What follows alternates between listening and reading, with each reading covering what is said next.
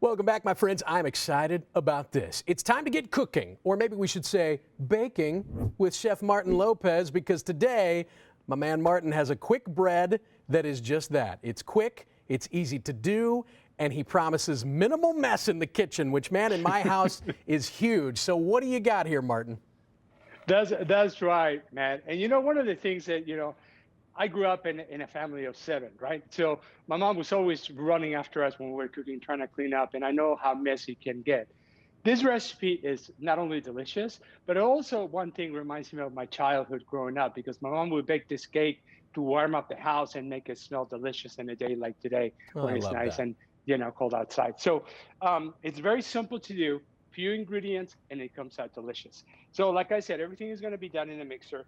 And I'm going to talk about the ingredients mainly because I don't want to run the mixer and get some noise. But the first thing you're going to do is emulsify your eggs, your brown sugar, and oil. You're going to put those 3 ingredients into your blender to emulsify them and make that batter going.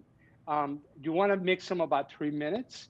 That's going to make it really, really fluffy, just like if you were scrambling eggs. They're going to make them nice. The yellow is going to go nice and pale. So you're going to stop up to 3 or 4 minutes going into your mixer. Then what's going to happen, you're going to add the rest of your ingredients.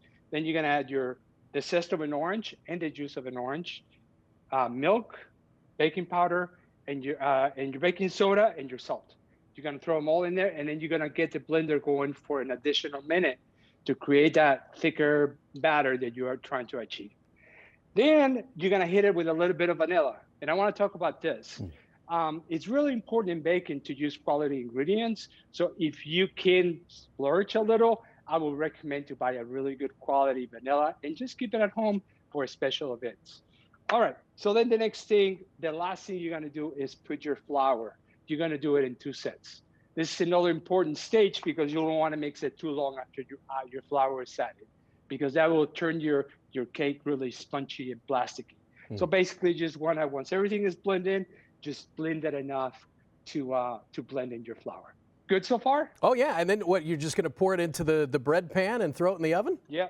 And then what you're going to do is just going to put your batter into your cake pan. You put it in the oven, 350 degrees. You're going to bake it for about 35 minutes to 45 minutes. And this is another quick technique that I want to tell you guys about is when you're checking your bread, make sure, a lot of recipes call for the toothpick check. I'm a fan of this because I like to use a paring knife instead.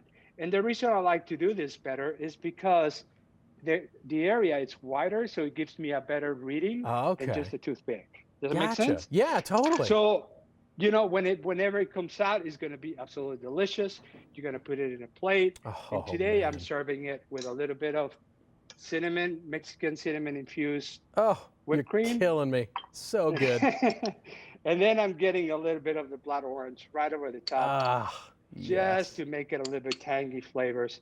And hey, man, let me tell you, this is a perfect breakfast for anybody in St. Louis. And great childhood memories for you, too. I love it, Absolutely. Chef Martin. Thank you. So it's like an orange pound cake. Oh, you can find more of Chef Martin's recipes on his Instagram, his Twitter, and his Facebook pages. Just search his username, Chef Martin Lopez, or at chefmartinlopez.com. And of course, we're going to post this recipe at KMOV.com/greatday right after the show. Take care, my friend. We'll see you next time.